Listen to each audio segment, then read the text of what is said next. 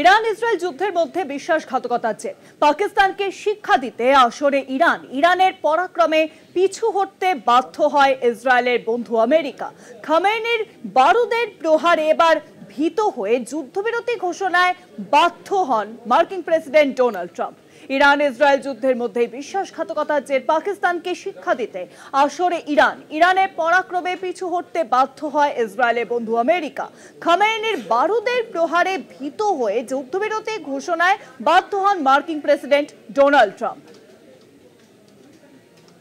যেমনটা আপনাদেরকে জানাচ্ছিলাম যে ইরান ইসরায়েল তাদের মধ্যে যে যুদ্ধ পরিস্থিতি অব্যাহত ছিল এবং তারই মধ্যে কিন্তু বিশ্বাসঘাতকতার এবার খবর সামনে আসছে।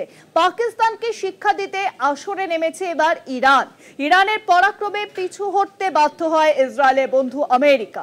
খামেনির বারুদের প্রহারে ভীত হয়ে যুদ্ধবিরতি ঘোষণায় বাধ্য হন মার্কিন প্রেসিডেন্ট ডোনাল্ড ট্রাম্প। মার্কিন প্রেসিডেন্ট ডোনাল্ড ট্রাম্প তিনি বাধ্য হয়ে যুদ্ধবিরতি করেন ইরান ইসরায়েল যুদ্ধের মধ্যেই বিশ্বাসঘাতকতার জের। নিউজরুমের সঙ্গে রয়েছেন আমাদের প্রতিনিধি দুর্গাদাস বন্দ্যোপাধ্যায়। দুর্গাদাস, দেখো, ইরান এবং ইসরায়েলের মধ্যে যে যুদ্ধ শুরু হয়েছিল সেই যুদ্ধের সময় দেখা গিয়েছিল যে মুসলিম রাষ্ট্রগুলো মানসিকভাবে ইরানের পাশে থাকার বার্তা দিয়েছিল এবং ইসরায়েলের বিরুদ্ধে ইরানকে সহযোগিতার আশ্বাস দিয়েছিল। তাদের মধ্যে অন্যতম ছিল পাকিস্তান, যে আগ বাড়িয়ে বলেছিল যে যদি কোনোভাবে ইরানের ওপর কোনো ধরনের বড়সড় হামলা হয় তাহলে তারা নাকি পারমাণবিক ইরানের পাশে দাঁড়িয়ে পরমাণু বোমা পর্যন্ত ছুঁড়তে পিছপা হবে না।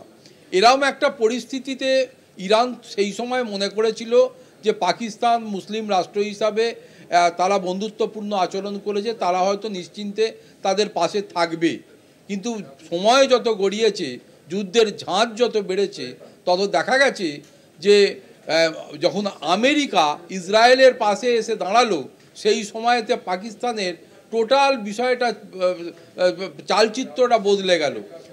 আমেরিকা চাইলো যখন পাকিস্তানের এয়ারবেস ব্যবহার করতে এবং রসদ সাপ্লাই থেকে শুরু করে বিভিন্ন ধরনের সাপোর্ট যখন চাইলো, তখন কিন্তু পাকিস্তান ইরানের বিরুদ্ধে আমেরিকাকে সমস্ত রকমভাবে সহযোগিতার হাত বাড়িয়ে দিল এবং যাতে তাদের এয়ারবেস ব্যবহার করে আমেরিকা তাদের স্টেলথ বোম্বার বিমানগুলো ইরানকে অ্যাটাক করার জন্য যেতে পারে তারও ব্যবস্থা এবং তার রাস্তা সুপ্রশস্ত করে দিল।